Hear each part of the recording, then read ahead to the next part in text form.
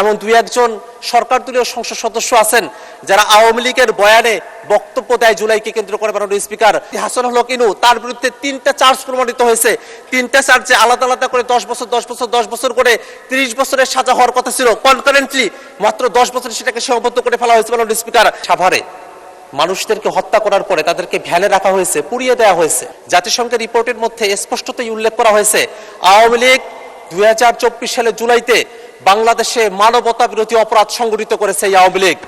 আমরা যারা তরুণ বয়সের আছি, আমাদের জীবনে দেখা সব থেকে রক্তক্ষয়ী ঘটনা হলো জুলাই। জুলাই ঘটেছিল বলেই আজকে আমরা যারা এখানে সংসদে এসেছি, আমাদের এই সংসদে আসতে পারাটা সম্ভব হয়েছে জুলাই হয়েছিল বলেই। সেই জুলাই আমাদের ভাইদের সাহস এবং আত্মত্যাগ এবং আওয়ামীদের নৃশংসতার ঘটনায় ভরপুর। আমাদের ভাই আবু সাইদ 2 হাত প্রসারিত করে ওয়াসিম মিছিলে এসে আর মুক্ত মিছিলকারীদেরকে পানি পান করাতে করাতে এই অভ্যুত্থানে তারা জীবন দেন। এই অভ্যুত্থানে এত নৃশংসতার ঘটনা আওয়ামী লীগ ঘটিয়েছে। আমরা দেখেছি যে সাভারে মানুষদেরকে হত্যা করার পরে তাদেরকে ভ্যানে রাখা হয়েছে, পুড়িয়ে দেওয়া হয়েছে। কত মানুষ তারা ঘরের ভিতরে ছিলেন, শিশুরা, তাদেরকে রাস্তা থেকে আকাশপথ থেকে গুলি করে তাদেরকে হত্যা করা হয়েছে। কত মানুষকে জেলখানায় বন্দী করা হয়েছে। কত মানুষ তারা এখন আর দেখতে পারেন না, কারণ তাদের চোখগুলো অন্ধ হয়ে গেছে, তাদের দেখার দৃষ্টিশক্তি সেটা কেড়ে নেওয়া হয়েছে। কত মানুষ এখনো পর্যন্ত পঙ্গু হয়ে আছে, কত মানুষ হাঁটতে পারে না, কত মানুষ, কত পরিবার তারা তাদের স্বজনদেরকে এখনো পর্যন্ত ফিরে পায় নাই।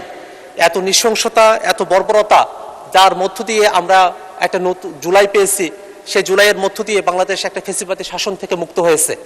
আমরা যখন এই জুলাইয়ের হত্যাকাণ্ডগুলোর কথা বলি, গণহত্যা, মানবতা বিরোধী অপরাধের কথা বলি, সেই সময়টাতে আওয়ামী লীগ জুলাইয়ের যে ঘটনাবলী আছে সেগুলোকে অস্বীকার করবার তারা চেষ্টা করে। তারা যে গণহত্যা করেছে সেটাকে তারা অস্বীকার করে। কিন্তু মাননীয় স্পিকার, তাদের এই অস্বীকারের যে যাত্রা সেটাকে ভঙ্গ করে দেয় জাতিসংঘের রিপোর্ট। জাতিসংঘের রিপোর্টের মধ্যে স্পষ্টতই উল্লেখ করা হয়েছে আওয়ামী লীগ 2024 সালের জুলাইতে বাংলাদেশে মানবতা বিরোধী অপরাধ সংগঠিত করেছে এই আওয়ামী লীগ। অতএব মাননীয় স্পিকার, আওয়ামী লীগ যতই নিজদেরকে প্রবোধ দেওয়ার চেষ্টা করুক না কেন, জাতির সামনে অস্বীকার করার চেষ্টা করুক না কেন, জাতিসংঘের এই রিপোর্টকে তারা মিথ্যা প্রমাণিত করতে পারবে না।